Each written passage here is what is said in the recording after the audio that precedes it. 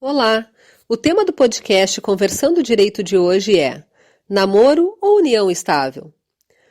Quando uma relação afetiva entre duas pessoas torna-se duradoura e pública e reflete claramente o objetivo de constituir-se como ente familiar autônomo, é que verificamos uma real mudança no status jurídico do relacionamento.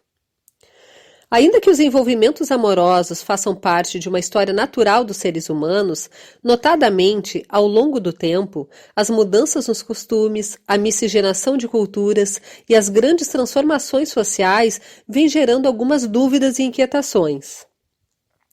O fato é que, independentemente de opiniões ou ideias mais ou menos conservadoras ou progressistas, a tendência atual é de prevalência da diversidade.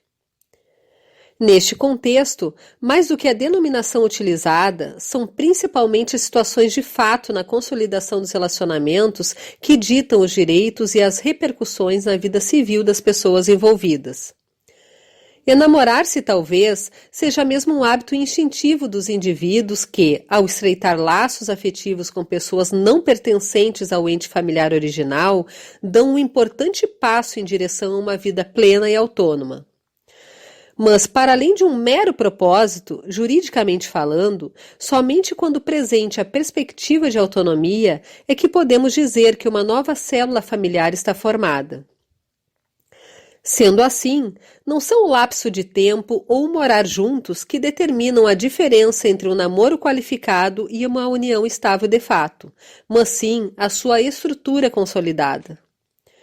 Os relacionamentos afetivos são complexos e, não menos complexo, se revela o seu enquadramento no ordenamento jurídico, razão pela qual não é qualquer relação amorosa duradoura que poderá ser automaticamente caracterizada como união estável.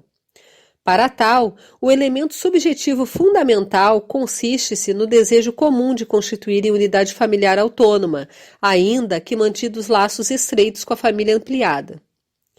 Assim, é da reiteração pública do comportamento de casal, caracterizada pela comunhão integral de vidas e esforços, que a situação de fato é identificada como união estável.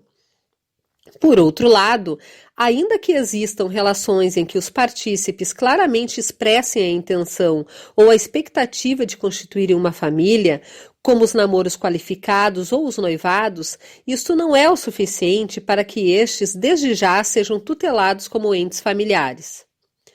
Assim, a distinção de alguns aspectos parece-nos muito oportuna, especialmente em tempos de pandemia. Observamos, por exemplo, situações em que o necessário isolamento social afeta unidades familiares consolidadas em que, por alguma circunstância ou conveniência, não haja coabitação. Também temos observado casos em que namorados passam a conviver sob o mesmo teto, ainda que sem o ânimo de constituir família. É verdade que muitos de nós ainda não estão totalmente acostumados com as diversas configurações familiares hoje reconhecidas. De qualquer modo, é preciso compreendermos a natureza e os reflexos jurídicos decorrentes da forma como conduzimos os relacionamentos, inclusive para preservar os vínculos afetivos e de confiança em que deve se basear.